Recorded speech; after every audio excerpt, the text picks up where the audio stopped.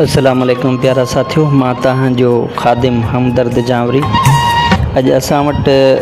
जेको गज़ल पहुतो आहे उहो आहे कंडियारी जो दोस्त बहितरीन शाइर कलबीशर, जंहिंजी चूंड कई आहे इरशाद अहमद जावरी।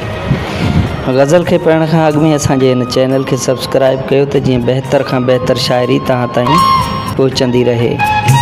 सो गज़ल अर्ज़ु तव्हांजे अॻियां रखिजे थो। असांजी महिनत कीअं आहे उन जे लाइ कमेंट्स ज़रूरु कजो। मुंहिंजो मन मोहब मुंहिंजे सां अड़ियो अहिड़ो जो छा चइजे, मुंहिंजो मन मोहब मुंहिंजे सां अड़ियो अहिड़ो जो छा चइजे, सबक़ बसि प्यार जो मूं बि पढ़ियो अहिड़ो जो छा चइजे,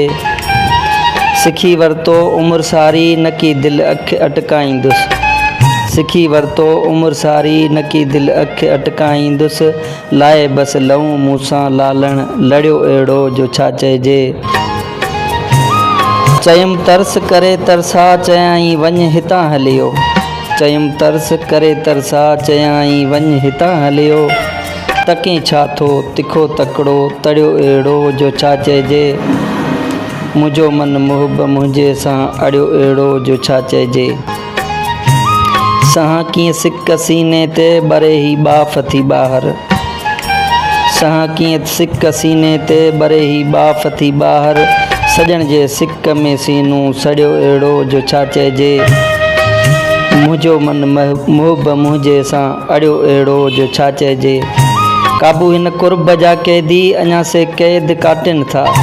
काबू हिन कुर्ब जा कैदी अञा से क़ैद काटनि था, उन बसि कुर्ब में कलबी कड़ियो अहिड़ो जो छा चइजे, मुंहिंजो मन मोहब मुंहिंजे सां अड़ियो अहिड़ो जो छा चइजे, सबक़ बसि प्यार जो मूं बि पढ़ियो अहिड़ो जो छा चइजे।